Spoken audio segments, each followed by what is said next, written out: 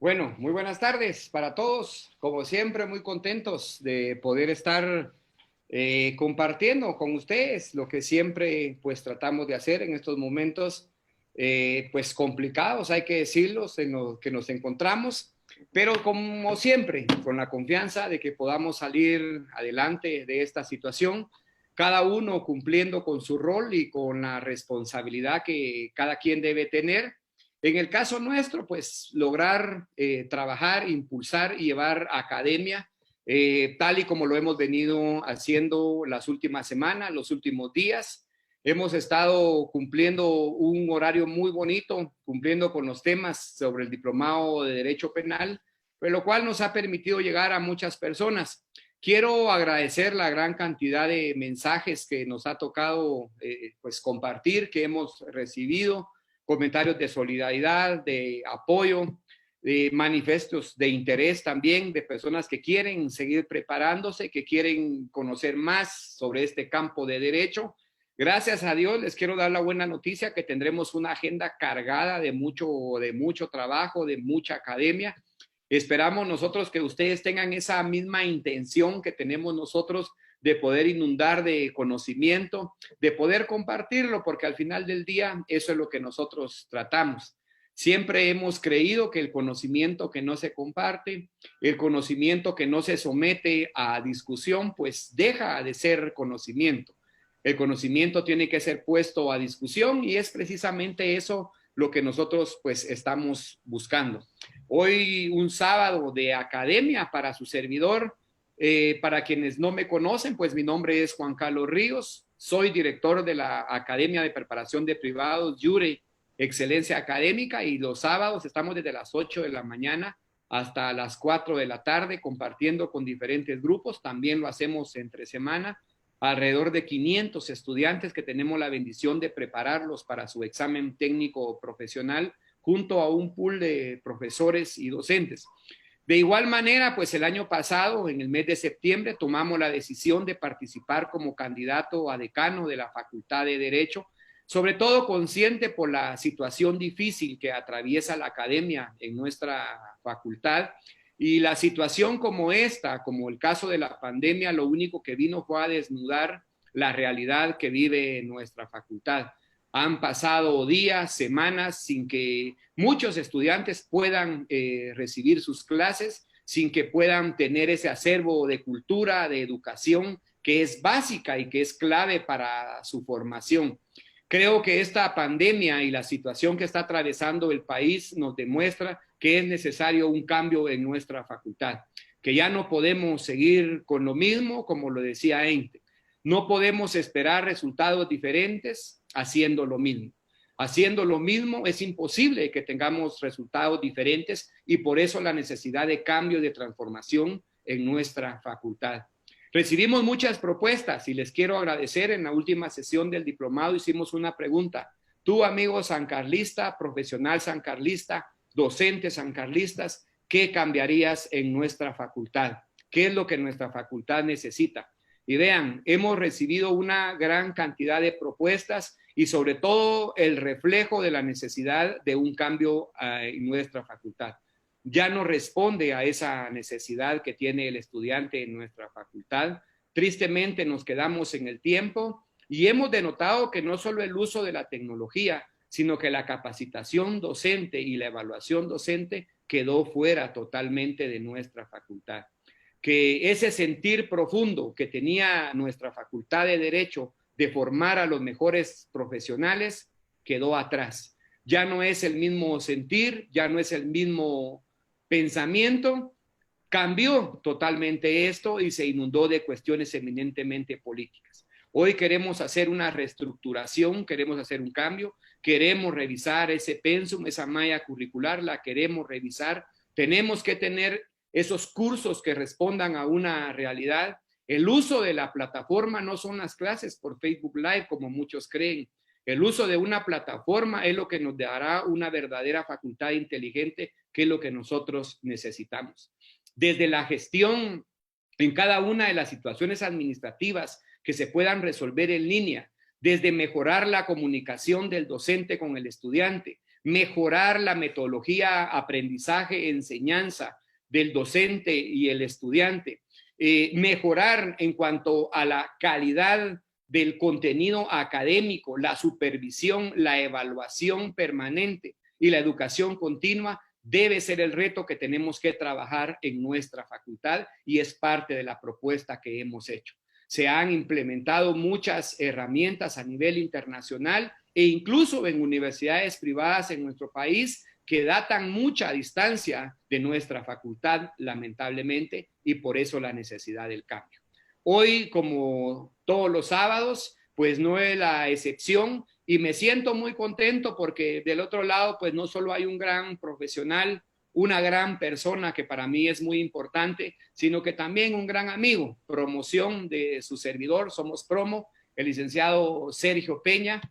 Muy contento de que pueda estar. La última conferencia del licenciado Peña alcanzó alrededor de 25,000 reproducciones en cuestión de días.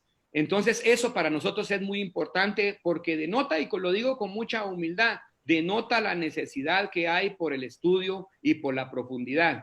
Recibimos muchos mensajes solicitando que estuviera presente nuevamente el licenciado Sergio Peña, a quien yo le pedí de favor que pudiera compartir con nosotros.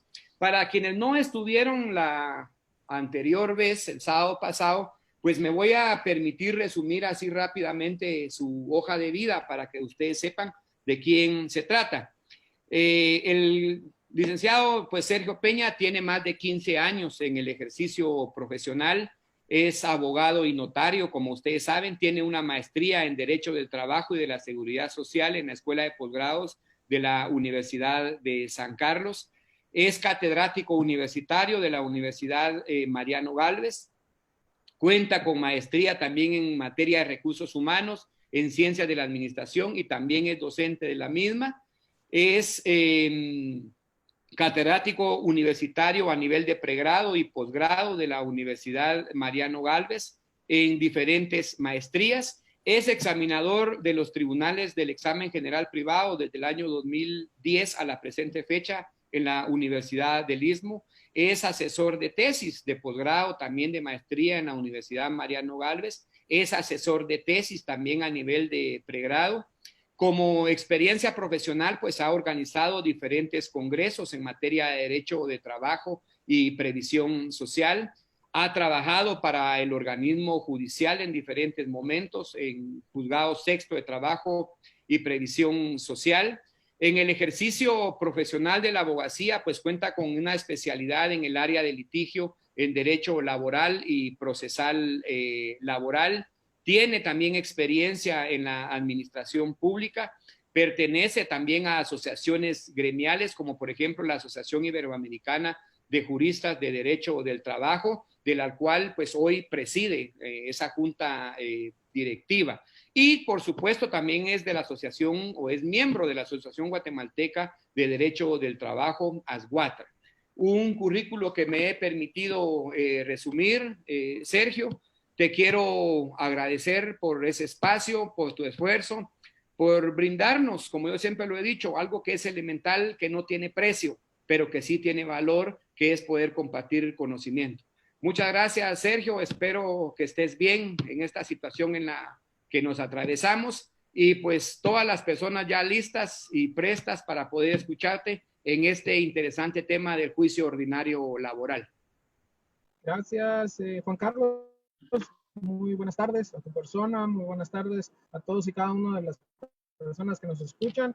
Y pues como bien lo dijiste, nuevamente atendiendo tu llamado, tu solicitud, independientemente de la amistad que tenemos, que nos une, el compañerismo que tenemos de haber sido promoción, y pues tratar de hacer algo por Guatemala. En este sentido es regalar, donar tiempo y el poco conocimiento que yo pueda tener dentro de los pocos años que llevo del expertise de la materia, y tratar de hacer algo por la juventud. En este caso, hacer algo por nuestra facultad, hacer algo y tratar de rescatar en donde está el estudiante y el docente sancarlista. Y sobre todo, como tú dijiste, compartir ese conocimiento. Lo que yo diga hoy puede ser que no a todas las personas les parezca, no a todas las personas les guste, y esto pues está abierto a un debate, está abierto a una retroalimentación, a comentarios, a criterios. Esto es lo que yo he hecho durante por lo menos 15 o ya casi 16 años en los tribunales, y pues me ha permitido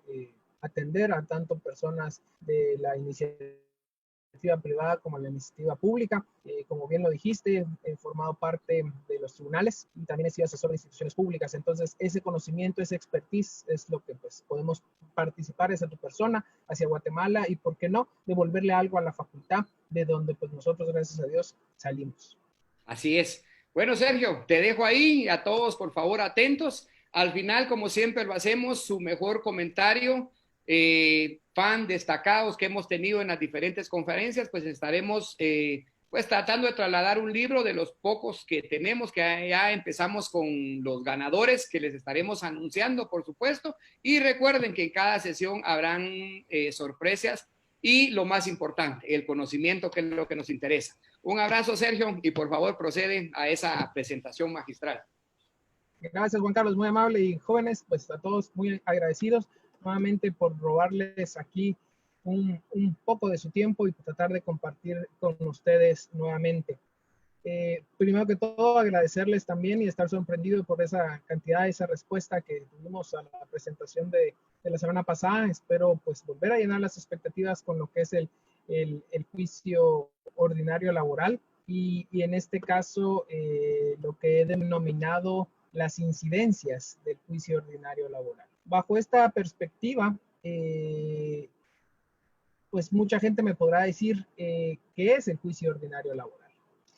Ya sabemos que pues, los juicios ordinarios laborales es la vía básica y la vía fundamental por la cual todos los procedimientos laborales, a excepción de muy pocos, y son contados, tal como el incidente post-mortem, los juicios de reinstalación de mujeres embarazadas, pero que al final terminan llevándose a cabo en un juicio ordinario laboral, son los que quedan fuera dentro de esto. Hoy, básicamente, he tratado de sintetizar algo que es bastante grande, que para los compañeros que están en Derecho Procesal Laboral 1, pues les pueda servir. A los demás colegas, pues algunos tips que uno encuentra en el camino de estar bregando en los tribunales y con la experiencia. Pues ya sin más preámbulo, me permito pasar a lo siguiente. Y en este sentido, señores, vamos a empezar por lo que se denominan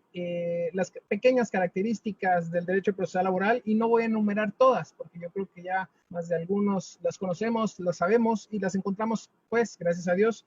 Nuestro código de trabajo no es obsoleto, es algo anticuado, se está quedando atrás, sobre todo ahorita en temas de tecnología, algo que va a resurgir y que deberá de ser nuevamente renovado y fundamentado, va a ser el código de trabajo. Pero este es un código bastante didáctico, como yo siempre lo he dicho a mis alumnos en las clases, en todas las universidades. ¿Por qué? Porque el código tiene tanto la teoría como la doctrina, se complementa muy bien, tiene la parte sustantiva y la parte procesal. En la parte sustantiva, pues encontramos en los considerandos del Código de Trabajo muchas de las características, y dentro del propio Código de Trabajo encontramos esas características o principios ideológicos. Hay que tomar en cuenta que debe ser un conjunto de normas jurídicas procesales que buscan hacer que el derecho sustantivo del trabajo sea y camino hacia la obtención de un resultado, en este caso las prestaciones laborales de un trabajador. Pero hay que recordar varios puntos fundamentales. El primero, pues que es realista y es objetivo, porque el juicio ordinario laboral lo debemos de saber y es un juicio de cognición, es un juicio de conocimiento. ¿Qué es lo que busca? Que cada una de las partes, tal y como lo dice la primera característica, con la iniciativa procesal de ellas, le haga del conocimiento al señor juez cuál es su postura frente a cada uno de las situaciones o temas que se le están poniendo en su momento.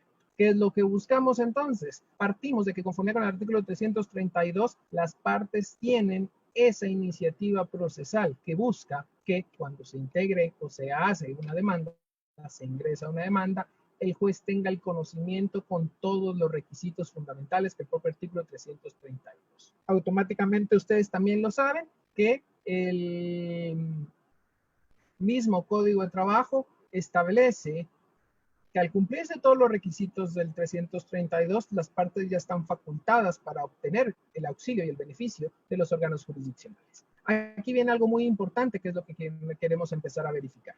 Todos lo saben, que de conforme con el artículo 126 del Código Procesal Civil y Mercantil, la carga de la prueba la tiene quien debe demostrar algo, quien debe demostrar un hecho. Bajo esta perspectiva, señores, en todos los juicios se debe de probar, quien asevera algo debe de probarlo, tal y como dice el artículo 126, pero aquí son las particularidades que tiene el Código de Trabajo o nuestra rama de la materia, como lo sería el derecho laboral. Se da la inversión de la carga de la prueba en conformidad con el artículo 78. ¿Esto qué quiere decir? Que en los casos de despidos directos e injustificados, quien debe de probarlo es el patrón. Bajo esta aseveración, el mismo artículo 78 establece que el trabajador goza del derecho de emplazar a su patrono para que éste le pruebe la causa justificada de su despido. ¿Qué quiere decir?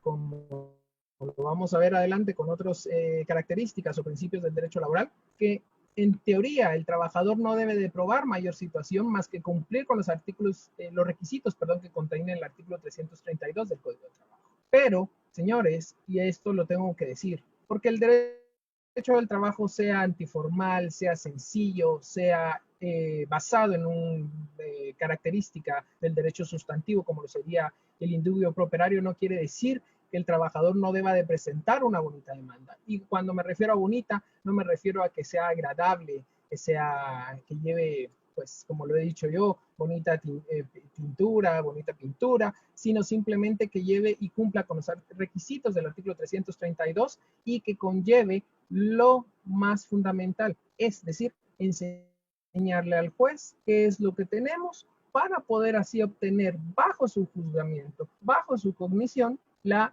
verdad histórica del proceso. ¿Qué quiero decir con esto?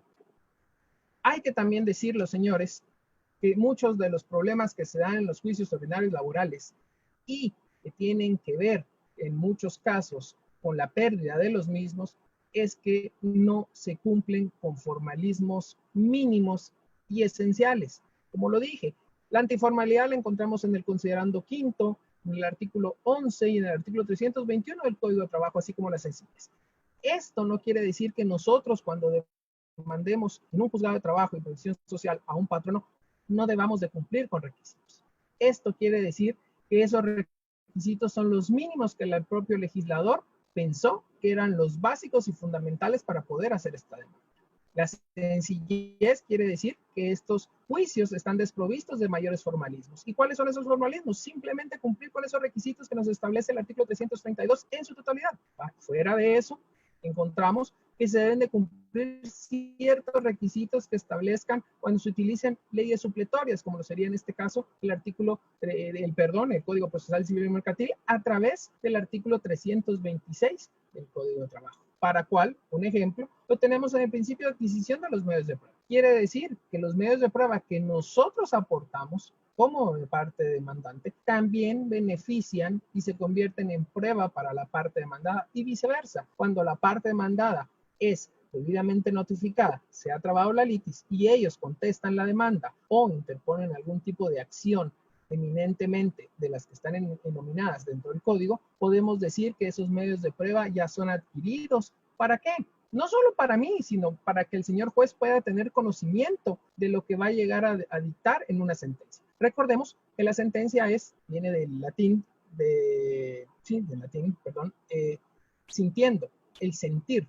¿Qué es una sentencia? Es el sentir del juez. ¿Qué quiero decir con esto? El juez en su sentencia va a dictar su sentir sobre la verdad histórica que las partes pongamos en su conocimiento. ¿Y quién es el encargado de hacerlo, señores? Nosotros los abogados a través de una demanda. ¿Qué quiere decir también con esto? Que tenemos que tener en cuenta lo que establece el artículo 364 del Código de Trabajo, que ese mínimo requisito del artículo 332 con nuestros hechos, con nuestras peticiones, debe ser basado en congruencia, porque he encontrado, señores, dentro de los años que tengo de estar en tribunales, mucha gente por el simple hecho, mire, yo soy el trabajador, le estoy pidiendo un despido automáticamente sin haber sido solicitado a los demás superjuicios, me tienen que otorgar a mí los demás superjuicios. Y no, señor. Si bien es cierto, hay un indubio pro operario que dice el artículo 106 de la Constitución Política de la República de Guatemala, es el mismo artículo 364 el que le pone cierta limitante en cuanto a, en cuanto a lo pedido está la congruencia. El juez debe resolver con base a lo pedido. Es un requisito fundamental o una característica del derecho procesal laboral. Bajo este mismo camino, ya basado en los principios que tenemos encomendados o hemos iniciado, puedo indicar, señores, que los juicios o los procedimientos que se llevan por la vía del juicio ordinario laboral, básicamente en nuestro código son estos. En la rama individual encontramos el juicio ordinario, que abarca el artículo 321 al 373, y en materia de previsión social, el artículo 414, que nos hace referencia a la ley orgánica del Instituto Guatemalteco de Seguridad Social para los casos cuando la junta directiva del Instituto Guatemalteco de Seguridad Social deniega el recurso de apelación al afiliado a dicho instituto en cuanto se refiere a la petición que le ha hecho a la subgerencia pecuniaria y financiera en materia de la jubilación por el tema del IBS, sea invalidez, vejez y sobrevivencia. Y dejo, por un lado, va derivado de un juicio ordinario laboral, pero que no vamos a entrar en esta materia o en este momento, lo que sería el juicio de ejecución laboral del artículo 425 al artículo 428, porque esto, si bien es cierto, se lleva dentro del mismo juzgado, dentro del mismo juicio ordinario laboral, ya automáticamente se convierte en un juicio ejecutivo. Y una de las cosas fundamentales que lo diferencia del juicio ordinario laboral o que lo hace característico es que dentro de esta etapa del juicio ejecutivo laboral no podemos encontrar, no se pueden utilizar ningún recurso más los establecidos en el artículo 425, que es el recurso de rectificación. Todos los demás recursos que podamos nosotros encontrar dentro del juicio ordinario laboral en esta etapa no son permitidos utilizarlos, razón por la cual dejamos fuera de esta presentación dicho juicio. Y en materia colectiva encontramos el juicio colectivo de carácter económico jurídico, que es lo que establece el artículo 292 en su literal A del Código de Trabajo, cuando entre patronos y trabajadores, derivado de una ley profesional entre las partes, como sería un pacto colectivo de condiciones de trabajo, un convenio colectivo de condiciones de trabajo, ha surgido disputa o conflicto en cuanto a su interpretación, en cuanto a la obtención de sus beneficios para una u otra de las partes. Es decir, cuando el patrono dice o interpreta que el beneficio que se le está otorgando al sindicato derivado de un conflicto, de un pacto colectivo o un convenio colectivo, no es el que se le debe estar otorgando, demanda en la vía del juicio ordinario laboral a través de un juicio colectivo de carácter económico jurídico, que el juez establezca quién es el que tiene la razón en cuanto a la interpretación de dicho artículo. Es decir, en este caso, la contraparte será el sindicato el que haya formalizado el pacto colectivo, el convenio colectivo, junto con el patrono, y derivado de eso es donde se tramitará a través del vía del juicio ordinario laboral el juicio colectivo de carácter económico jurídico. Y esto, señores, créanme que este juicio colectivo de carácter económico jurídico es muy común, bastante se encuentran en los tribunales de trabajo. Yo tuve la suerte y, por así decirlo, la bendición de formar parte de la defensa de una institución pública dentro de un juicio colectivo de carácter económico jurídico por el criterio de aplicación de los beneficios que un sindicato pedía por parte de esta institución. Pues gracias a Dios, les digo, es un juicio muy común, bastante normal, pero que a veces al principio de las situaciones muchas partes no conocen que es a través de la vía del juicio ordinario laboral. Pasando ya más en materia, puedo decirles, señores, que encontramos que el juicio ordinario laboral el proceso ordinario laboral, partimos de la interposición, con esa iniciativa procesal o esa carga procesal que tiene la parte demandante, o puede ser también el patrono en el caso de varios sindicatos, o en el caso de otro patrono o de otro sindicato en el cual puedan haber conflictos jurídicos, tal y como lo establece el artículo 292 del Código. Y hay que recordar que la interposición es el que limita a la iniciativa procesal de las partes, y a partir de ese momento se convierte en de conformidad con el principio del impulso procesal de oficio, en un proceso que se tramita en automático, que no deja de tener a veces cierta razón y cierta necesidad de estar presionando a través de memoriales para que los juzgados nos puedan resolver en determinado momento o en determinada situación. Partimos entonces de que, pues, al tener una demanda que contenga todos los requisitos del artículo 332 del Código de Trabajo, el juzgado va a señalar día y hora para la comparecencia de las partes a juicio ordinario laboral, y que se deben de presentar con todos sus respectivos medios de prueba. Esto es básicamente por también ser considerado un juicio oral. ¿Qué quiere decir esto? Que, de conformidad como lo establece el artículo 321 del Código de Trabajo, no es necesaria la presencia de un abogado, tal como fuera en el juicio ordinario civil, donde se requiere el auxilio técnico y la dirección y procuración de un abogado dentro del proceso. Y aquí es donde hay que recordar que esta es una de las diferencias que tiene el juicio ordinario laboral con el juicio ordinario civil, que en lo laboral las partes pueden comparecer solas, tal y como lo dice el artículo 321 y el 323, cumpliendo con los requisitos que establezca el 332, y el abogado podrá asesorar, o en el caso de los dirigentes sindicales, también podrán prestar su asesoría cuando sean requeridos por parte de sus respectivos afiliados. Continuando con la exposición del tema, podemos encontrar, tal y como lo dice el artículo 333 y 334 del Código de Trabajo, que cuando no se contengan algunos de los requisitos, el juez impondrá los pruebas necesarios y dará trámite a la demanda hasta que sean subsanados dichos requisitos. Y aquí debo de partir con algo, señores, muy fundamental. Yo he tenido la suerte de poder litigar tanto a nivel de la capital como el interior de la República, y a veces en algunos momentos he dicho que existen 22 códigos de trabajo en la República de Guatemala, no uno, que es el decreto 1441. ¿Por qué lo digo?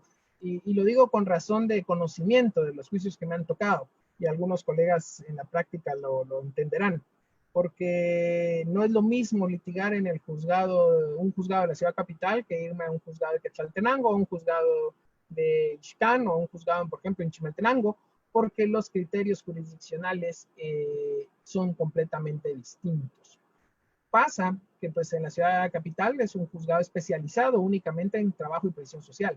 En el interior de la República, muchos juzgados todavía comparten funciones jurisdiccionales de competencia en el ramo de familia, en el ramo de lo económico coactivo, en el ramo también de lo civil, y un solo oficial, cuando tiene tiempo, desempeña las funciones de lo que se denomina como juzgado de trabajo y previsión social.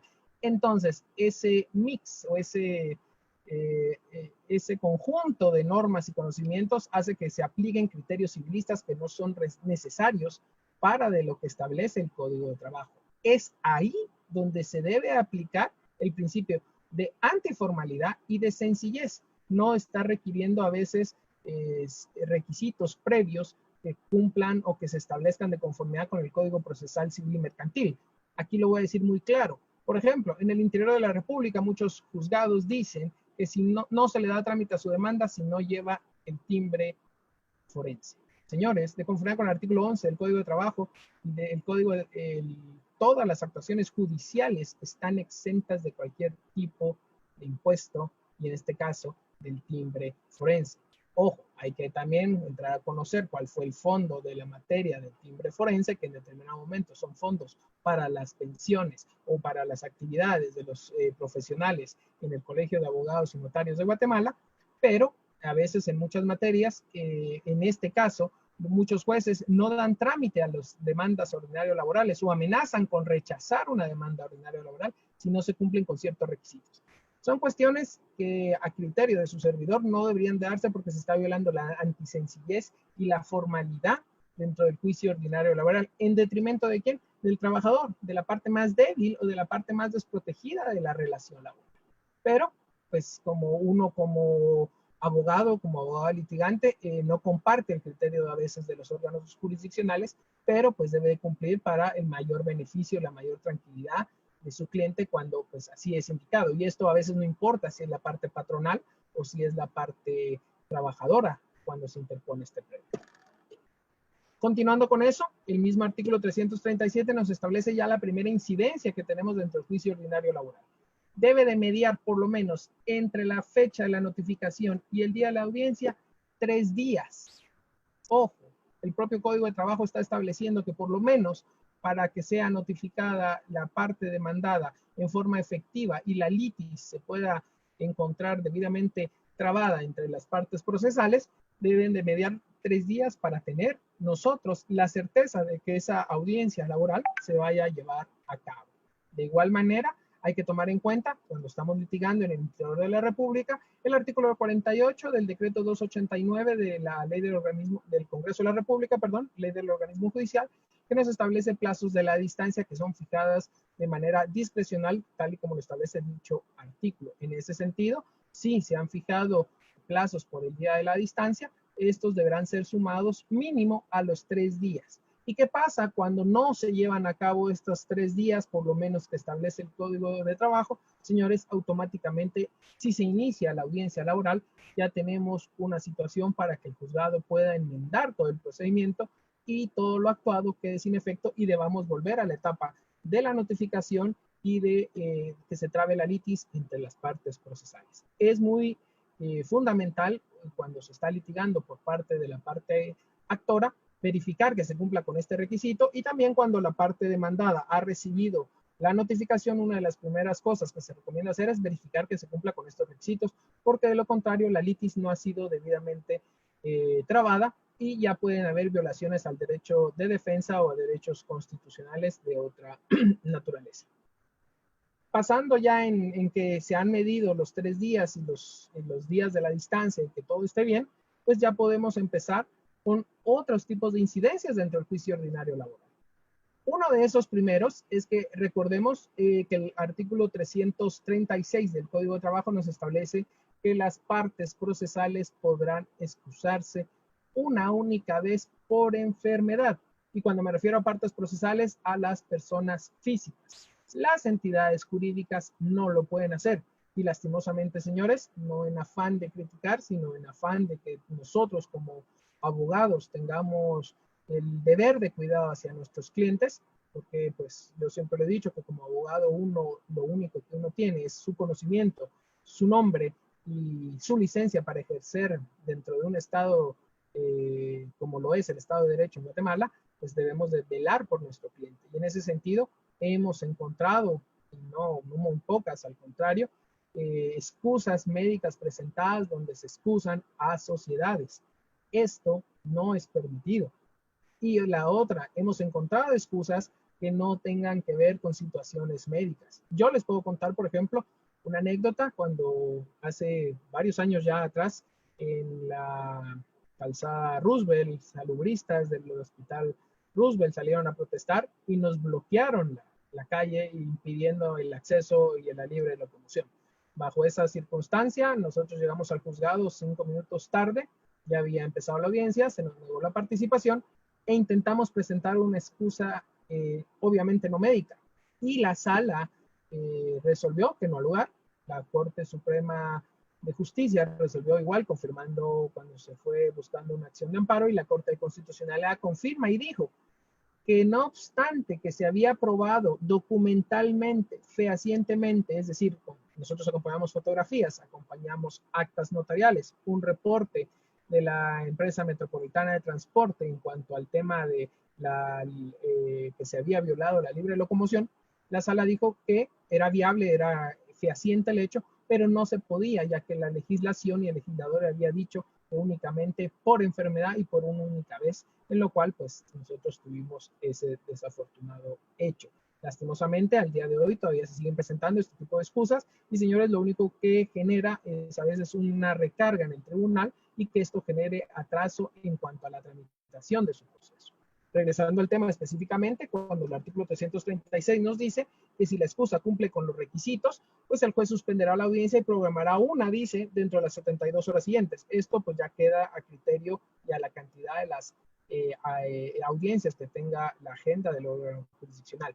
Y cuando nos referimos a otra situación específica o otra incidencia que existe dentro del juicio ordinario laboral, que la excusa médica debe ser con certificado médico firmado, sellado y timbrado respectivamente por el médico colegiado facultativo autorizado, por ejemplo. Hemos encontrado este tipos de excusas médicas con recetas, con facturas, con simplemente que hoy fue atendido en el sanatorio fulano de tal, una firma y un sello, pero lo que la ley ha establecido, y hay sentencias de la Corte de Constitucionalidad en este sentido, que deben ser con documento firmado, sellado y timbrado por, con timbre del Colegio de Médicos y Cirujanos, con médicos de Guatemala, donde el médico facultativo ha tenido a la vista a la persona y recomienda y oculta tal situación. Dentro de ya la incidencia o pasando la etapa de la incidencia de la excusa médica, nosotros podemos encontrar que en el día de la audiencia estas situaciones. La primera sería la incomparecencia del demandante y en este caso, pues si el demandante ya no comparece, la primera situación, de conformidad con el artículo 335, donde se nos establece la obligatoriedad de estar presentes las partes con sus respectivos medios de prueba, bajo percibimiento de la rebeldía sin más citarle ni oír. ¿Cuáles son las consecuencias jurídicas de la incomparecencia del demandante? He oído a veces afuera de los tribunales, mucha gente dice, ay, mire, perdimos el juicio, le dice la parte al abogado, y no, no es que se pierda el juicio. Simplemente si la parte actora en el juicio intentaba presentar nuevos medios de prueba, nuevos hechos y nuevas peticiones hacia su demanda, esto ya no podrá ser y entonces automáticamente esto no lo puede hacer y el juez basará su comisión, su conocimiento con lo único que está establecido en la demanda que ya ha cumplido con los requisitos del artículo 332. La segunda parte que podremos encontrar como incidencia, es decir, o como situación dentro del Tribunal de Trabajo, es que se amplíe la demanda por parte de la parte actora o del demandante. En este caso, pues tenemos dos situaciones que lo establece el artículo 338 del Código de Trabajo, de la siguiente forma. Cuando son nuevos hechos y nuevas reclamaciones, se deberá suspender la audiencia, salvo que la parte demandada, la contraparte, conteste la demanda basándose en lo establecido en la demanda debidamente notificada y los hechos y las nuevas reclamaciones que se hagan en esa audiencia y que la parte demandante esté de acuerdo en ser contestado. Aquí es donde entra a funcionar, señores, la oralidad. Yo puedo decirles con mucho lujo de confianza que hace 14 años, cuando yo entré a un juzgado de trabajo la primera vez, del juez y la otra parte se rieron de mí porque yo no podía hablar no había un micrófono, pero simplemente no podía hablar porque los nervios me traicionaban. Hoy en día hay veces que todavía me pasa empezar las clases y pues los nervios traicionan, pero aquí es donde la oralidad funciona porque uno puede contestar y ampliar la demanda, no necesariamente a través de un memorial escrito. El código dice que la ampliación en nuevos hechos y reclamaciones se puede hacer por escrito hasta el momento de la audiencia o en la audiencia en forma oral. Y esa contestación también compete en forma oral a la parte demandada. Si la ampliación fuera por los nuevos medios de prueba, la audiencia no se suspende y se continúa con el trámite de la audiencia. Bajo esta perspectiva, automáticamente pasamos a otro posible escenario que sería la incomparecencia del demandado. Aquí, a excepción de la excusa y de las otras dos situaciones, esta pues ya es de mayor relevancia para nosotros si estamos del lado de la parte trabajadora o de la parte actora. Es decir, los mismos apercibimientos que le rigen a la parte demandante, es decir, si no se presenta, si hay incomparecencia del demandante, se le declarará rebelde sin más citarle y oírle, y aquí automáticamente el artículo 335 es efectivo ese apercibimiento, y sobre todo, si fuese conminado y apercibido a prestar la confesión judicial, se deberá solicitar que sea declarado confeso sobre los extremos de la demanda que ya ha sido debidamente acompañada, así como de las posiciones que no absolvió o que debió absolver en dicha audiencia. Otra de las consecuencias que nosotros vamos a encontrar que se dé en caso de la incomparecencia del demandado es que ya no se podrán ofrecer los medios de prueba para la contestación de la demanda, ni interponer ningún medio de defensa, como lo serían las excepciones dilatorias, perentorias y las privilegiadas. Y la otra consecuencia que se le notificará por los estados del juzgado si esto ha sido debidamente solicitado por la parte actora en la demanda. De igual manera, nosotros aquí tenemos que verificar que uno de los beneficios, y esto pues yo creo que ustedes cuando ya estén en la práctica del bufete les pueda pasar, es que automáticamente si no comparece la parte demandada, ustedes tienen una sentencia, lo que se denomina ficta, y en rebeldía dentro de las próximas 48 horas de conformidad con lo establece el artículo 358 del Código de Trabajo. Bajo esta perspectiva es donde nosotros podemos encontrar pues que esto es el mejor escenario que nosotros como estudiantes de la universidad y pasantes del bufete podemos encontrar, y yo puedo decir con mucha naturalidad y franqueza que cuando eso me pasó a mí en la práctica fue bastante agradable. De igual manera, pues estando dentro del mismo día y hora señalado para la audiencia y fuera de los otros posibles escenarios, otra de las incidencias que se puede dar dentro del juicio ordinario laboral es que sí comparezca el demandado y esa comparecencia sea efectiva. Bajo esta perspectiva, puedo señalar y indicar que tenemos las dos primeras situaciones, que haya un allanamiento total a las pretensiones de la demanda, es decir, que se reconozcan todos y cada uno de los hechos, los puntos torales y las peticiones, que quiere decir que el demandado acepta esas pretensiones, y con una previa ratificación realizada en forma oral o a través de memorial presentado en el juzgado con la ratificación ante notario con firma legalizada, el juez dictará sentencia sin más trámite de conformidad con lo establecido en el artículo 358 del Código de Trabajo. Bajo este mismo escenario, puede haber un allanamiento parcial, es decir, la parte demandada solo reconoce algunos hechos y algunas pretensiones, no en su totalidad, y automáticamente, como lo establece el artículo 344 del Código de Trabajo, 342, perdón, procedemos a continuar dentro del juicio ordinario laboral con lo que aún tenga y que no haya sido objeto de ese allanamiento.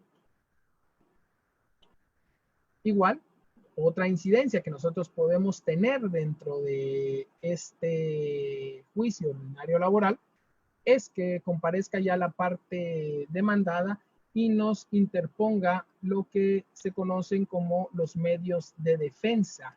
En este caso, pues las famosas excepciones.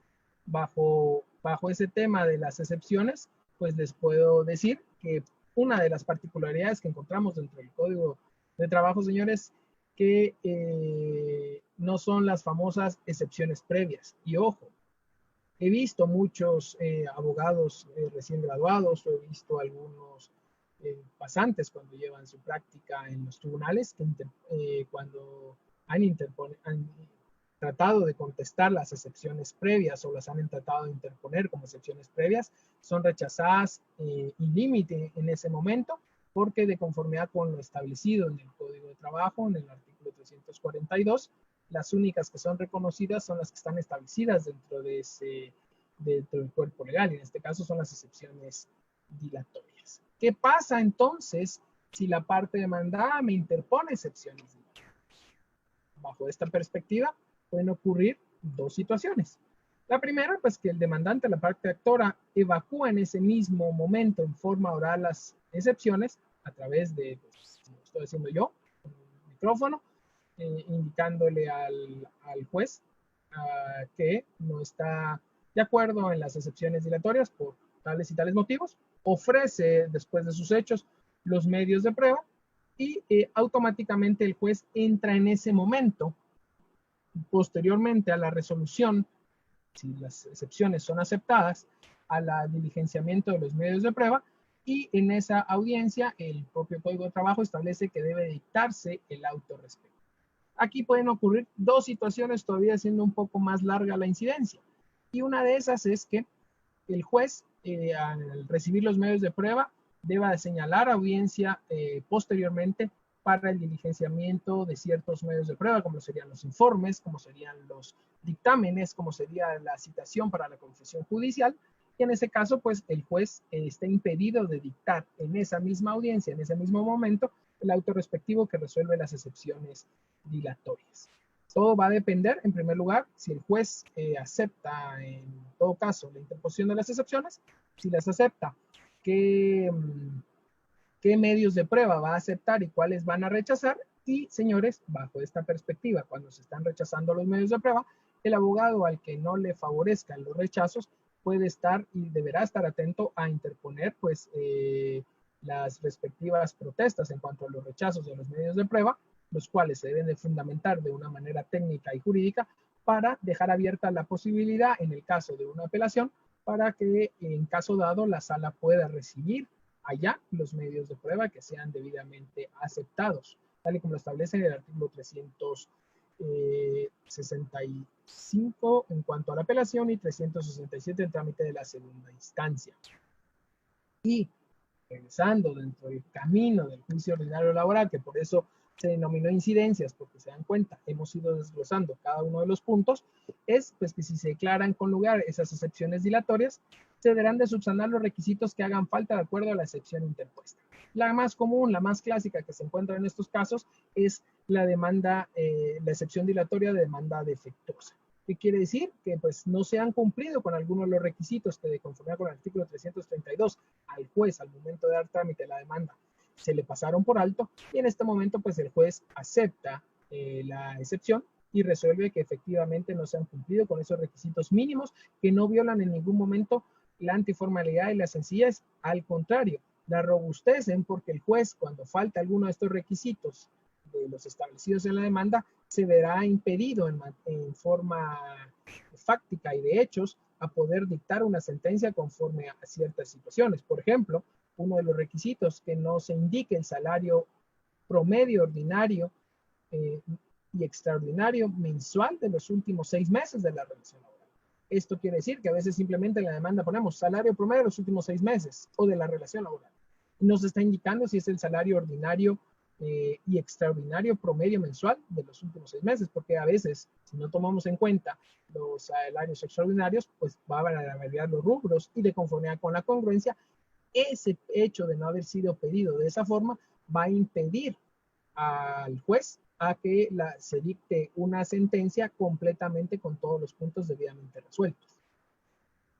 Bajo este mismo punto, podemos decir que, como lo dice la presentación, en este caso, que la parte que no está de acuerdo con tal resultado podrá interponer el recurso de nulidad e indicar por qué es nula dicha resolución, y posteriormente presentar una apelación en caso se ha declarado sin lugar el recurso de nulidad. Este recurso de nulidad, basándonos en la misma oralidad, también se puede presentar en forma oral en esa audiencia, tal y como lo establece el artículo 365 dentro de los primeros literales y dentro del primer párrafo, o se hace dentro del tercero día de estar firme la audiencia, aunque establece el mismo artículo 365 que en este caso procede la nulidad en forma oral cuando la resolución es nula o que acepta dicha nulidad se haya acaecido en plena audiencia. Entonces, señores, ahí ahora lo puedo decir que la mayoría de los juzgados la oralidad es completamente funcional. Entonces sí tenemos que ir quitándonos el miedo de tener un micrófono enfrente y hablarle al juez. Aquí hay que aclarar que otra de las incidencias que hemos encontrado es que los criterios de la Corte de Constitucionalidad sobre los usos de los recursos específicos, es decir, hay mucho criterio ahora de la Corte de Constitucionalidad que en cuanto a las excepciones dilatorias ya no procede el recurso de nulidad, porque lo que se busca es que se conozca en el fondo del asunto las situaciones que pueden a veces ser atacadas como un medio de defensa dilatorio, es decir, que ataca únicamente la forma. Esto se ha hecho porque se ha encontrado por parte de la Corte de Constitucionalidad el supuesto abuso que se hace por parte del patrón en cuanto a ciertos recursos. Ahí yo difiero un poco en cuanto a ese criterio, porque la ley le permite a uno como abogado, tanto de una o de la otra parte, utilizar todos los medios de defensa disponibles dentro del código o la reglamentación que tenemos en la mano para poder defender nuestros criterios y nuestras oposiciones.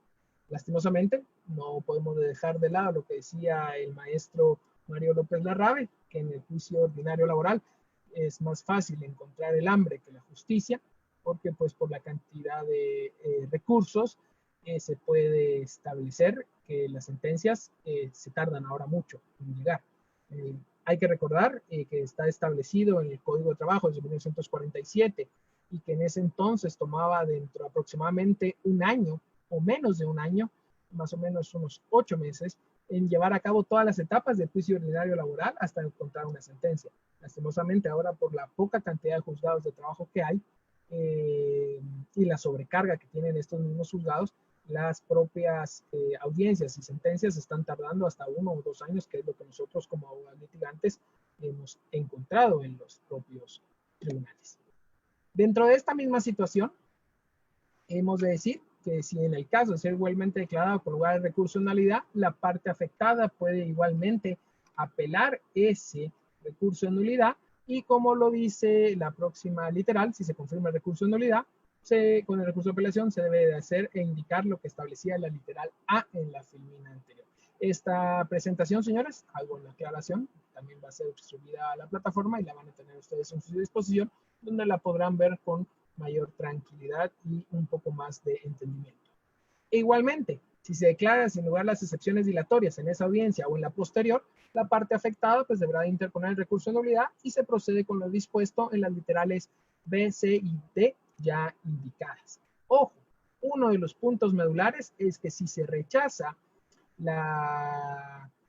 el recurso de nulidad que nosotros estamos interponiendo en contra del rechazo, por ejemplo, de ese recurso de nulidad por no habernos aceptado algún medio de prueba o algo, se debe de utilizar la apelación que establece el artículo 365, que yo denomino dentro de 24, o apelación de 24 horas. Porque la apelación genérica que establece el Código de Trabajo en el artículo 365 establece que es dentro del tercero día, pero muchas partes procesales hemos encontrado en los juzgados y en los juicios que interponen este recurso dentro del tercero día y son rechazados in limine. ¿Por qué? Porque no está debidamente fundamentado. Y cuando se rechaza un recurso de nulidad, la apelación que procede es la establecida en el artículo 365 del primer párrafo, es decir, la que se establece que se debe de pronunciar de una vez indicando cuáles son los agravios que le produce ese rechazo y por lo tanto es la apelación que se resuelve sin formar artículo dentro de las próximas, se interpone dentro de las 24 horas de una vez expresando los agravios. Eso es un punto que deben de tomar muy en consideración. Otra de las incidencias saliéndonos de las excepciones dilatorias es que, o dentro del trámite de las excepciones dilatorias, es que la parte actora se acoja al plazo que está establecido en el artículo 343 y 344, es decir, la parte actora se acoge al plazo de 24 horas que establece dichos artículos, automáticamente suspendiéndose la audiencia y señalándose una nueva audiencia para la recepción de los medios de prueba y la resolución por parte del juzgador a cargo del proceso. En este caso, pues el trámite es exactamente el mismo en cuanto de la literal B a la literal E en las filminas anteriores de este mismo inciso, en cuanto a lo que se refiere de cuál sería el trámite en caso del rechazo o en caso de la que fuera declarada con lugar o sin lugar dichas excepciones. Igualmente, pues al ser declaradas sin lugar las excepciones dilatorias en cualquiera de los casos mencionados de la literal A o en la literal F, se debe señalar nueva audiencia para continuar con el trámite, el juicio oral laboral, tomando en cuenta una situación muy en particular, que sean los mismos apercibimientos y requisitos contenidos en la primera resolución que le dio trámite a la audiencia, porque hasta ahorita, en este momento, se continúa con el trámite del juicio ordinario laboral en cuanto al fondo se refiere. Ustedes muy bien lo saben, las excepciones dilatorias sirven para atacar la forma del proceso y no se ha entrado al fondo del asunto, es decir, a que se pruebe la causa justa o injusta del despido, sea indirecto o sea directo. Dentro de ese mismo juicio ordinario laboral, pues hay el siguiente paso, la siguiente incidencia sería que la parte la parte demandada del proceso no interponga excepciones dilatorias o al interponer las excepciones dilatorias, al ser resueltas en la misma audiencia, en el mismo acto, conteste de una vez la demanda, interponga excepciones perentorias y todavía tenga la posibilidad de contrademandar o reconvenir a la parte demandante. Esto será a criterio pues, del abogado que está llevando a cabo la defensa de la parte patronal. Y en este sentido, hay que recordar que las excepciones perentorias se resuelven en la contestación de la demanda, junto con la contestación de la demanda y la reconvención en la sentencia. Y en este caso, se dan ya otros supuestos. Si se interpone la reconvención, la parte actora se puede acoger al plazo de 24 horas que establece el artículo 340 del Código de Trabajo y automáticamente se señala una nueva audiencia para la recepción de la contestación de la reconvención, la contestación de la demanda y la contestación o la posible defensa que puede interponer la parte actora en la contestación de la reconvención. Si esto no sucede, automáticamente se continúa dentro de esa misma audiencia en ese orden. Se contestará primero la demanda, se reciben los medios de prueba de la contestación de la demanda, posteriormente las excepciones perentorias y de la contestación en sí de la demanda, y posteriormente entramos a la reconvención. Si la parte actora en ese mismo momento que se convierte en parte actora reconvenida contesta la reconvención, automáticamente se lleva a cabo también el diligenciamiento de los medios de prueba de la parte actora reconvenida y del demandado reconveniente en este caso. Aquí puede surgir un poco de confusión, lo podemos aclarar en el momento de las dudas y las respuestas, y en cualquier otro momento que ustedes lo sugieran con el licenciado Juan Carlos Ríos. Igualmente, señores, pues en este caso, como ya lo expliqué en el literal siguiente, anteriormente, en el caso que el demandante decida contestar la reconvención, la audiencia se continúa y se procede a recibir las pruebas que el demandante tenga relacionadas con la reconvención. Y aquí también, ojo, al momento de plantearse la reconvención, volvemos a tener una contrademanda. Entonces, el demandante, el actor reconvenido, puede interponer las excepciones que considere necesarias contra la reconvención, regresando y retrotrayendo en el momento a las excepciones dilatorias, tal y como está establecido en la filmina anterior, que la tengo identificada como literal B, las subliterales de la A a la G para una mayor comprensión de ustedes. E igualmente, se podrán interponer las excepciones perentorias que se consideren pertinentes, para lo cual se será establecido en esta misma literal C. Esto es una de las incidencias que se da dentro del juicio ordinario laboral. Todo va a depender de la naturaleza y de la magnitud de las prestaciones y de las pretensiones que se busca, obviamente por cada una de las partes, ser subsanadas o corregidas dentro del juicio laboral a través de una sentencia. En la mayoría de la práctica, señores, no crean que todos los juicios tienen reconvenciones. Como les explico, va a depender de la situación y de la complejidad del juicio ordinario laboral o lo que se esté poniendo en conocimiento del señor. Pues pasado ya la etapa de todos los medios de prueba y de las, previo a los medios de prueba, es decir, las excepciones dilatorias y perentorias, ya pasamos a los medios de prueba que fueron ofrecidos. En primer lugar, con la demanda, en segundo lugar, con la contestación de la demanda y si lo hubiere, con la reconvención, que son automáticamente los mismos 11, no son 11, son 7 medios de prueba que están establecidos en el Código de Trabajo, en el artículo 332, 352 y 357. Aquí podemos aplicar supletoriamente los que establezca el Código Procesal Civil y Mercantil a través del artículo 326. Ahí tengo el ejemplo en la presentación de la confesión judicial, cómo se debe pedir en caso sea una parte, una persona individual la que deba de prestar la confesión judicial. Si es una parte demandada, obviamente no se utiliza esa misma fórmula, cambia un poco, pero pues básicamente se solicita que la parte demandada o demandante, si es la contestación de la demanda, y si es la reconvención, la parte actora, reconvenida o demandado o reconveniente, comparezcan a la audiencia y presten su confesión judicial.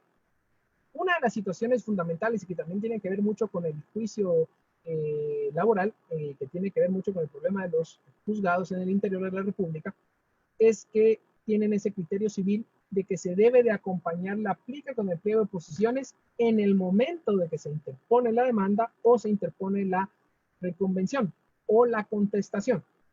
Si no se acompaña la plica con el pliego, en muchos lugares, en muchos juzgados, ha tocado que los jueces rechacen ese medio de prueba, entonces toca ser ingenioso y en plena audiencia interponerle el recurso de nulidad para evitar esto. Pero señores, de conformidad con la antiformalidad y la sencillez, no obstante que el Código Procesal Civil y Mercantil establece que se deben de acompañar, aquí es donde esa antiformalidad y sencillez en beneficio del trabajador permite que se pueda acompañar en ese momento o no, se presente en esa audiencia o todavía, señores, hacerlo en forma oral. Eso es una de las, ahí es donde nosotros vamos a aplicar la antiformalidad y la sencillez dentro del juicio oral. Es decir, no estamos violando los requisitos del Código Procesal Civil y Mercantil, no los estamos dejando de lado, se cumple con los requisitos y las formalidades, es decir, que sean en forma afirmativa, que sean en un solo hecho, que no sean contradictorias, que no sean capciosas. Las de pruebas documentales, ahí les pongo ejemplos: el contrato individual de trabajo, libros de salarios o planillas, libros de contabilidad y cualquier tipo de documentos, copias que sean requeridos. Aquí, señores, en cuanto a documentos, podemos utilizar y enumerar los que nosotros consideremos necesarios. Lo fundamental para que no sean rechazados, yo he visto muchas demandas que solo dicen, acompañan copia simple de carta tal. Hay que ser un poco creativos e identificar de la mejor manera cómo acompañar ciertos documentos. Usted me dice, mire, yo puedo acompañar fotografías, puedo acompañar correos electrónicos, y sí, sí se puede, pero no es dentro de los medios de prueba documentales donde se acompañan estos medios de prueba. ¿Por qué? Porque esos son copias de medios científicos de prueba que se deberán de acompañar con las formalidades que establezca y que vamos a ver más adelante. Por ejemplo, a mí me han acompañado como pruebas documentales copias de correos electrónicos. La forma más sencilla de rebatirlos es, señor juez, disculpe, ahí tengo a la vista una hoja donde dice que hay una comunicación supuestamente electrónica entre fulano, cuenta tal, a sutano, cuenta tal, y dice que está despedido, que está tal cosa. Pero esas situaciones no han sido debidamente certificadas a través del medio de prueba idóneo y necesario para que sea debidamente diligenciado y después podamos utilizar el sistema de valoración de medios de prueba y que ese sistema de valoración de medios de prueba nos permita o le permita, perdón, al juez llegar al conocimiento de los hechos. Aquí es donde hay que tener cuidado porque muchos juicios se han perdido por este tipo de situaciones. Por ejemplo, cuando se solicitan los recibos o comprobantes firmados y nos los presentan, supuestamente que se ha acreditado el pago de los montos correspondientes, podemos nosotros interponer lo que establece el Código Procesal Civil y Mercantil en cuanto al incidente de nulidad absoluta de documentos, contando con 10 días a partir de ese momento del diligenciamiento del medio de prueba. ¿Por qué? Porque nos han presentado documentos o recibos que supuestamente son firmados como parte procesal pidiente, parte actora, y resulta que la firma es apócrifa, es falsa o está alterada en cuanto a su grafía y a sus otras situaciones necesarias a ser dictaminadas por un experto grafotécnico o grafólogo, para lo cual utilizamos el incidente de nulidad a partir del momento de su diligenciamiento, porque es cuando se ha aportado al proceso. Aquí hay otro criterio y otros colegas dicen que se debe de interponer a partir del momento en que yo tengo conocimiento que han presentado los documentos, pero simplemente yo soy de la teoría que se deben utilizar al momento en que han sido debidamente diligenciados, es decir, señor juez, los presento, aquí dice que ya el señor Sergio Peña me firmó, y a partir de ese momento es cuando se puede interponer el incidente por omisión de nulidad absoluta de documentos. Todos estos documentos que están enumerados en la pantalla o los que no estén enumerados, pero que sean por beneficio presentados dentro del juicio, se debe de solicitar que sean exhibidos en la audiencia, pues en la primera, si es en la demanda, y si es en la contestación de la demanda o de otras situaciones, podemos solicitar que sean exhibidos. ¿Por qué? Hemos visto en los juicios que por el simple hecho de se solicita el documento, yo lo llevo, y me dicen, pero mire, es que no lo exhibe. Señor juez, disculpe, yo fui apercibido a que debo de acompañar el documento, no exhibirlo. O que no debo de dejar copia, por ejemplo. Entonces, hay que ser muy congruentes de conformidad con el artículo 364 del Código de Trabajo en cuanto a lo que tengamos que hacer con la contraparte y que la otra contraparte deba de hacer en el proceso. No por el hecho del indubio pro operario te permita hacer esta situación, tal y como lo establece el artículo 353 bajo los apercibimientos de ley correspondientes. En el caso de las declaraciones testimoniales, lo fundamental es indicar los nombres y apellidos completos de las personas que van a servir como testigos. Antes de que se hiciera una reforma a la Ley Orgánica de la Policía Nacional Civil, establecía el Código de Trabajo que iban a ser citados por medio de la Policía Nacional Civil. A partir de hace 2 años para acá, hubo una reforma a la Ley Orgánica de la Policía Nacional Civil.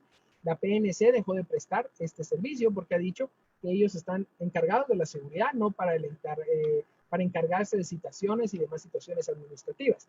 Entonces, lo que se recomienda es ahora que sean presentados el día y hora de la audiencia señalado para el efecto, debidamente acompañados de su DPI, o pues en este caso, si no tenemos el DPI, una partida de nacimiento que lo acredite como se identifique, o las constancias respectivas de trámite del Registro Nacional de las Personas.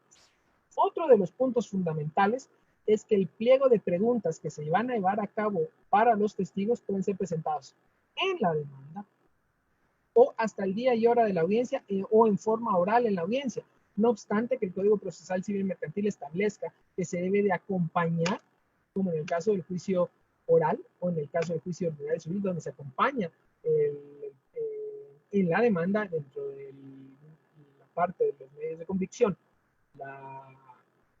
el interrogatorio para poder nosotros tener conocimiento, pero en lo laboral esto es parte del uso de la antisencillez y de la antiformalidad en la misma forma que se ha utilizado en la parte de la confesión judicial.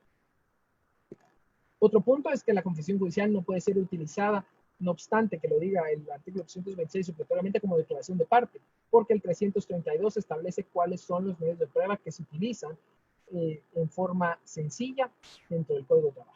Dentro de este mismo artículo 332 encontramos el dictamen de expertos, la inspección ocular o lo que se conoce en el Código Procesal Civil y Mercantil como reconocimiento judicial y lo que ya les había hablado, que eran los medios científicos de prueba.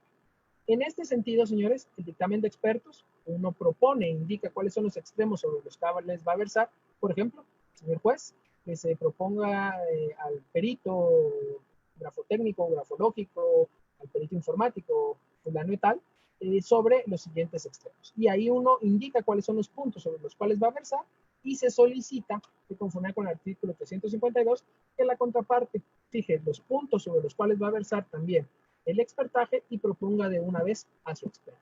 Esta prueba es fundamental en los casos de materia de previsión social, artículo 414, que ya habíamos hablado del Código de Trabajo, cuando es una demanda ordinaria de previsión social en contra del Instituto Guatemalteco de Seguridad Social por el tema de la invalidez y la invalidez refiriéndonos a las prestaciones de esa naturaleza.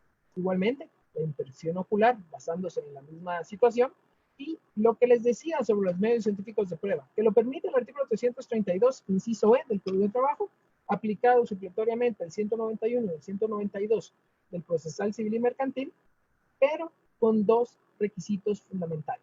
Usted puede acompañar todos sus correos electrónicos, todas las fotografías que usted considere necesarias, pero para que puedan ser debidamente diligenciadas y posteriormente valoradas mediante el sistema de valoración que se aplica en el juicio ordinario laboral, deben ser certificadas en vía del acta notarial y acompañando a dicha acta notarial esos documentos o que el secretario del juzgado certifique que ha tenido a la vista dichos documentos en los cuales ya se permite el uso de las fotografías, el uso de correos electrónicos, el uso de comunicaciones que han sido despachadas o diligenciadas de tecnología.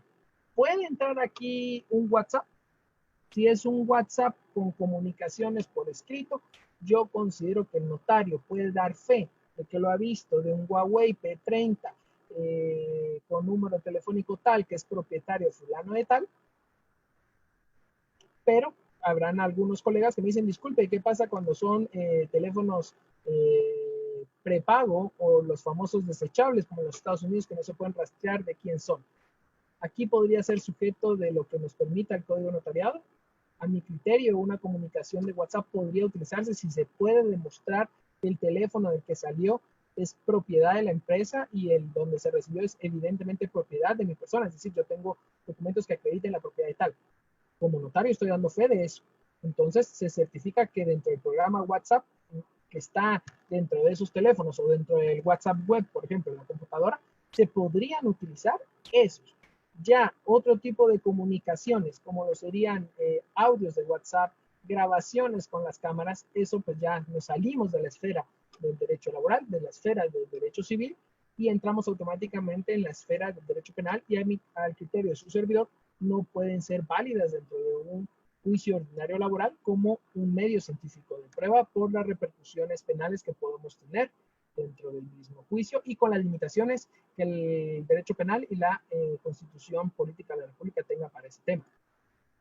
Terminando el diligenciamiento de los medios de prueba, señores, y aquí vamos a ir aterrizando con las últimas incidencias, es que al haberse recibido todas las pruebas, se dicta una sentencia dentro de un plazo de 10 días, tal y como lo establece el artículo 359 del Código de Trabajo, pero basados con una de las características fundamentales, que es el artículo 364, la congruencia.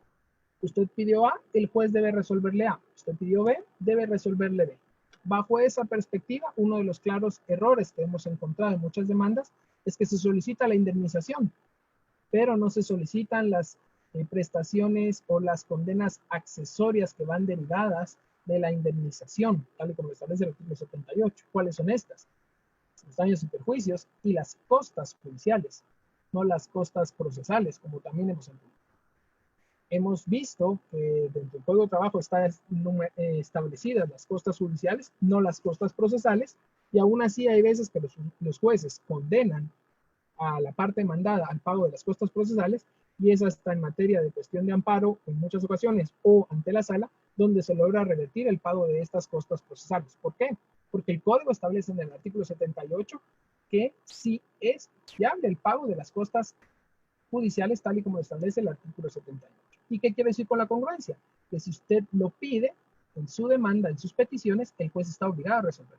Pero si solo pide la indemnización y después en el recurso de apelación o aclaración o ampliación, que también son recursos o remedios, podríamos indicarlo, que dice, señor juez, no me condenó al pago de los daños y perjuicios, no obstante que sí me condena y me prueba la causa justa del despido. Por ejemplo, no prueba la causa justa del despido y condena la indemnización.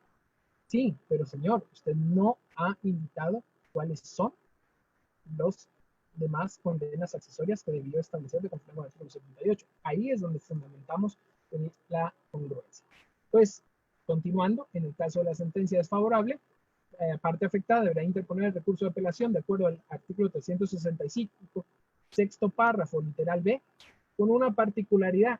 Dentro del tercero día de notificar la sentencia desfavorable, es decir, a partir del día que le están notificando, señores juez, en lo laboral, ya está corriendo el plazo para hacer uso de los remedios y de los recursos. No es como en lo civil, que corre a partir del día siguiente, porque aquí tenemos un código especial que establece que es dentro del tercero día y el código especializado en la materia es el laboral y esa es la que se rige para este criterio. Hay sentencias ya de las Cortes de Apelaciones, de la Corte Suprema de Justicia y de Constitucionalidad bajo este tema. De igual manera, pues en el caso de ser aceptado el recurso de apelación, se procede en el trámite indicado en los artículos 367 al 369, y si no, pues corresponde, habiendo sido otorgado, habiendo sido denegado y procediendo el recurso de apelación, el respectivo curso de hecho que establece el Código Procesal Civil y Mercantil. Y ya estando dentro del tema de la segunda instancia, que es con lo que vamos a ir cerrando la presentación el día de hoy, señores, es que se corre la audiencia por las 48 horas por parte de la sala jurisdiccional de alzada para que se muestre la inconformidad por parte de la persona que hace, que interpone el recurso de apelación. Y aquí encontramos dos criterios. Uno es que si no se hace uso del recurso, automáticamente se va a confirmar la resolución.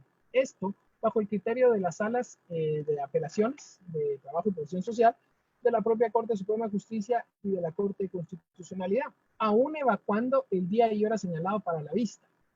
¿Sí? Hay sentencias en ese orden de ideas que han sido tomadas como jurisprudencia, en el cual que establecen que cuando no se hace uso del recurso de apelación, es decir, presentar los agravios dentro de las 48 horas, no podremos tener como presentada la apelación, y entonces la sala carece de argumentos y fundamentos para poder plantear. Por ahí he encontrado algunos criterios que todavía no sé si se podrán tomar como jurisprudencia, porque los he encontrado muy aislados y no les he dado el debido seguimiento, que hay algunas salas que han dicho que se podrá utilizar el argumento que dice en la vista. ¿Por qué? Si bien es cierto, no hizo uso del recurso a través de la expresión de agravios, la sala tiene conocimiento en la vista. Pero en los juicios que yo le he dado seguimiento, la Corte Suprema y la Corte Constitucional han dicho que no le dan cabida a esto, no obstante que sí puede tener la razón, porque el criterio asentado por las propias Cortes es que si no se hace uso de la expresión de agravios, no permite entonces que la sala tenga conocimiento de la expresión de esos agravios. Y por el otro lado, otro de los tips que podemos encontrar es que la parte no interponente del recurso se puede adherir a ese recurso planteado, es decir, por ejemplo, que la parte demandada haga uso del recurso, interponga su recurso de apelación, y la parte actora, por olvido, omisión, descuido, no presentó en tiempo, forma y modo el recurso de apelación, de conformidad con el artículo 607 del Código Procesal Civil y Mercantil, puede hacer uso adhiriéndose al recurso de apelación antes de que sea dictada la sentencia de segunda instancia, expresando cuáles son sus argumentos o sus agravios o lo que pretende que sea modificado, confirmado o revocado ante y por el tribunal de alzada derivado del juicio de primera instancia. Yo con esto pues voy cerrando las incidencias del juicio ordinario laboral. Considero que son las más importantes que se pueden dar en los juicios ordinarios laborales, esperando y quedando atento a las preguntas y respuestas que ustedes pueden tener hacia su servidor, que a través con el licenciado Ríos nos pueden hacer llegar, y pues quedando siempre a su gusto y a su disposición para una futura ocasión. Con esto me despido y les agradezco mucho su atención.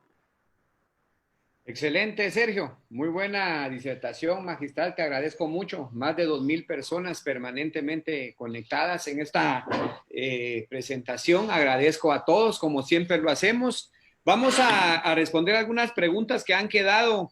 Me gustaría tal vez empezar por la más compleja, Sergio. Hay algunos mensajes muy interesantes, pero me llama la atención, digamos, la parte en el sentido de explicar con lo que nos está pasando en el tema de suspensión de los contratos de trabajo, y lo platicábamos el otro día. Lo platicabas que, digamos, el código necesita de algunas reformas, necesita de alguna adecuación. Esto tiene que ir de la mano con el sector de justicia en cuanto al tema de la ampliación de los juzgados laborales. La dinámica en los departamentos, que es otro rollo, ¿verdad, Sergio? A pesar de ser jurisdicción privativa, el derecho laboral, familia, incluso, están unidos. Y todo lo entendemos que es, digamos, es parte de esa necesidad o de esa falencia que ha existido, pero digamos, ¿qué viene para el derecho laboral cada vez que nos aproximamos, digamos, a una parte de la realidad de lo que nos corresponderá ver en los próximos días. ¿Qué es lo que viene? ¿Qué es lo que han platicado ustedes como laboralistas, Sergio? ¿Hacia dónde debe de ir orientado este tema? Principalmente por lo lejano que pueden darse en cuanto al señalamiento de las audiencias. Pues primero, en este caso, que sí, la oralidad ya va a entrar o debería entrar en forma completa. Ya estamos planteando una posibilidad de que haya videoconferencias, que haya equipo. Ya es muy accesible la tecnología, acaso lo que estamos haciendo aquí ahorita a través de las redes, pues no solo sociales, sino de la internet, es que ya los juzgados puedan tener esa capacidad. A mi criterio podríamos considerar la reforma del artículo 310, perdón, 314 del Código de Trabajo, las reglas de las competencias, porque ahí automáticamente, aunque tú vivas en cierto departamento o municipio, es preferentemente recomendable otro juzgado de trabajo que el donde estás por razón del lugar de tu trabajo. En este sentido, podemos decir, ahí debería modificarse o ampliarse esta regla de competencia en el sentido de que si tú vives en tal municipio, aunque trabajas en otro, tú regresas a otro, que no sea necesariamente el de tu residencia, sino por cuestiones también de tu trabajo, puedas tener acceso a los juzgados de ese lugar. Entonces, ¿por qué? ¿Qué ha pasado? En el caso de los agentes de seguridad, ellos dicen que son vecinos, por ejemplo, de Zacatepec y prestan sus labores aquí en Guatemala y trabajan en Guatemala y se llevan a cabo las actividades familiares y sociales en Guatemala y simplemente ya no modificaron el lugar de su residencia. Si no lo hacíamos cuando había cédula, mucho menos lo hacemos ahorita que hay DPI. Pero ¿qué hacen los juzgados de trabajo de la capital? Lo regresan a los juzgados de Zacatepeques, aun y cuando el trabajador, solo porque en la cédula dice que es vecino de allá, entonces eso le implica el costo y el transporte. Habría que hacerse una adecuación a esas reglas de competencia. ¿Para qué? Entonces, al entrar en vigencia la tecnología, que ya recordemos, tenemos la ley de las firmas electrónicas y las firmas electrónicas y comunicaciones electrónicas, ya nos permitiría que el trabajador no tenga que estar trasladándose de un municipio a otro y a través de las videoaudiencias, podrían denominarse, si se lleven a cabo las audiencias. Hay que adecuar también el código que dice que la presencia de la parte es necesaria.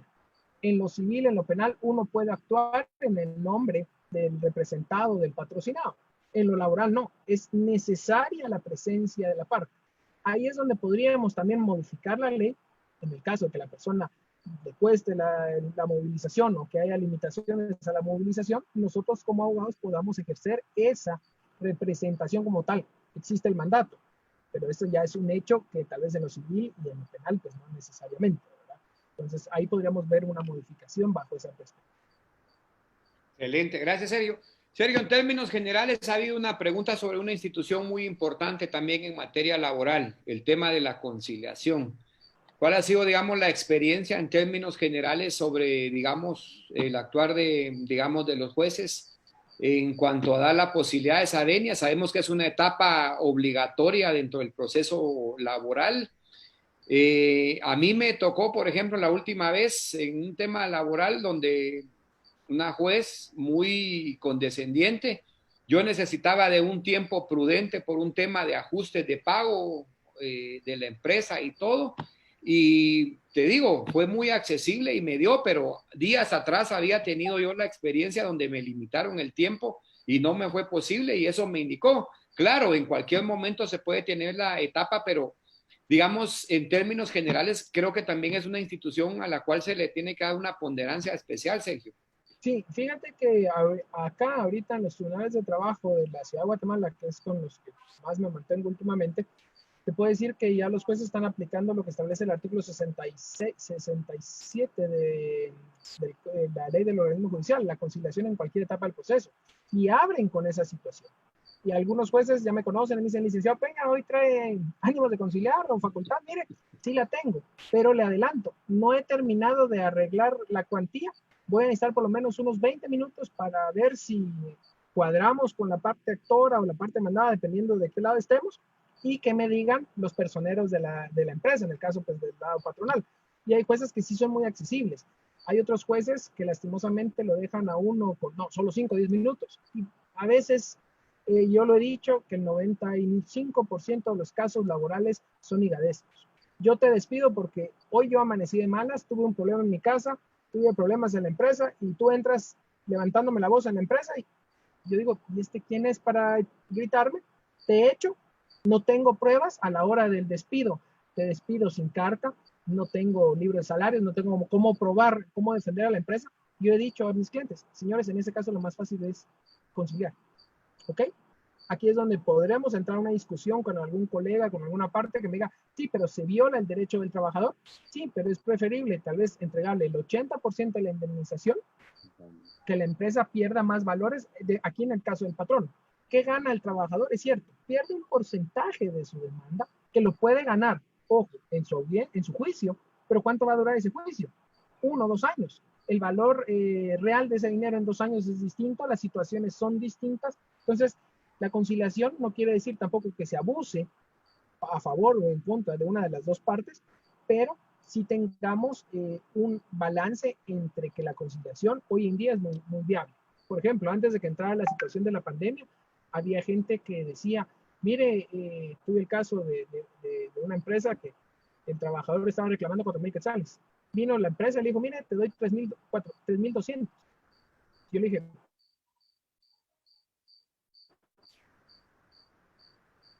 cubre el 119% a la indemnización. El trabajador no quería. Él quería sus 4,000 quetzales exactos.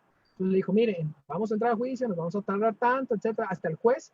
Ahí es donde a veces es mejor una mala conciliación que un muy buen juicio, porque te demuestras que sos buen abogado, que llegaste, que hiciste uso de recursos, la ley, pero tu cliente se ve menospreciado en cuanto a tiempo y el dinero lo obtiene más tarde. Ok, excelente, Sergio. 2 cuestiones para concluir y una tercera que te compete directamente a tu persona. Están preguntando sobre impugnaciones en materia laboral y la otra es hablar un poco sobre jurisprudencia, actualizar un poco el tema de la jurisprudencia laboral. Y la tercera que te compete, se hizo una encuesta si volvieran a participar en una conferencia a tu persona y el 99% pues está de acuerdo en que puedas participar. Entonces aquí te comprometemos. Hay temas muy recurrentes como el tema de impugnaciones en materia laboral y una actualización en materia de jurisprudencia. Creo que pueden hacer un buen match, creo yo, ambos temas. No sé cómo lo Sí, dirás, Sergio. yo como se los he dicho a mis alumnos en procesal laboral, impugnaciones solo hay 11 recursos. No sé qué recurso en particular quieran utilizar porque hay que contarlos y el código permite y establece únicamente 11 recursos y ahí estoy contando ya los que están aplicados supletoriamente en el procesal civil y mercantil. Con gusto podemos hacer una presentación de esos 11 recursos específicos y en cuanto a la jurisprudencia, pues podemos ver, ahí sí hay tanta y hay variada que ustedes me digan sobre algún convenio o sobre alguna naturaleza en particular, con todo gusto, ármenla y pues, si yo puedo, con todo gusto estaré a su disposición. Bueno, excelente, Sergio. Como siempre, muy agradecidos con tu persona. Gracias por compartir esa vivencia, ese conocimiento.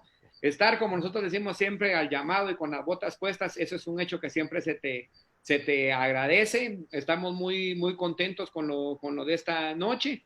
El día de mañana, ustedes de manera extraordinaria les quiero comentar, tendremos un tema muy importante, una excompañera de promoción también especialista en el tema. Hablaremos sobre los aspectos legales en materia ambiental. Por favor, estén pendientes. Mañana domingo a las 20 horas, perdón. Mañana a las 20 horas habrá un tema sobre derecho ambiental. Es importante que podamos conocer también hacia dónde va esa dinámica del derecho ambiental, una serie de situaciones por alguien experto, conocedor del tema. También estará con nosotros más adelante alguien sobre el tema de medio ambiente, como me dijo él, y no, pues son aspectos muy importantes. Estará también compartiendo con nosotros, entonces tendremos temas. El tema del diplomado virtual internacional en materia de derecho registral también lo estamos anunciando. Miren, gracias a Dios hemos tenido una concurrencia muy importante. El maestro Escobar también está pendiente, que nos hablará sobre la posibilidad que tienen los síndicos municipales en cuanto a la facultad y potestad de poder entrar en el tema del criterio de oportunidad. La próxima semana estará platicando. Martes y jueves seguimos con los diplomados, así que hay mucho tema de academia. Como siempre, a las más de 2,000 personas que tuvieron el gusto de acompañarnos el día de hoy, reiterarles ese agradecimiento por estar en ese acompañamiento. Esto es posible gracias a ustedes, estos espacios se abren gracias a ustedes, a su sintonía, a su participación, a su colaboración, a la plataforma Más Derecho y Facultad Inteligente, un equipo realmente fenomenal, excepcional el equipo, como yo siempre les digo, un equipo de 10. Si hay algo que, digamos, yo con mucha humildad me puedo jactar es del equipo que tenemos. Tenemos un equipo que está comprometido con el trabajo, con el cambio, con la transformación de nuestra facultad y estoy seguro que lo vamos a lograr. Recuerden, Ríos Decano es un proyecto de cambio y transformación de nuestra facultad. No más de lo mismo, vamos por el cambio. Sergio, para que te despidas de las personas que aún están conectadas, esperando se despido y ojo, pendientes que estaremos hablando sobre el tema de impugnaciones en materia laboral, Sergio. Ok, bueno, pues nuevamente agradecer a ustedes la deferencia de su participación, del permitir pues invadir el espacio y la hora en día inhábil, como sería un sábado, ¿verdad? A veces, aún teniendo estas circunstancias, los sábados serían para descansar o otra situación. Imagínate pero qué cosa tan linda, el derecho laboral hablando un 1 de mayo, es una cosa preciosa, o sea, está ojo, dentro de la ciencia del derecho. Que ese día sí se tiene que descansar, como lo dijo la CC, que no se puede correr para otro día porque por cuestiones ideológicas no se debe mover. Yo ahí sí considero un poco desafortunada la visión que tuvo los sindicatos. Y sobre todo si lo tomas en cuenta de la situación que estamos, cómo activas economía. Exactamente, yo basado bajo ese punto. Había bastante derrama económica, pero bueno, ya será posible de situación para otra participación y pues nuevamente agradecer la participación de ustedes y quedo de ustedes para una futura y en próxima ocasión. Gracias, Sergio. Un abrazo. Cuídense mucho ustedes también que nos han acompañado en esta excelente transmisión, una conferencia magistral del licenciado Sergio Peña. Así que nos vemos el día de mañana. No lo olviden, los aspectos legales en materia ambiental. Dios les bendiga, cuídense mucho y una feliz noche. Hasta luego, buenas noches. Gracias, Sergio.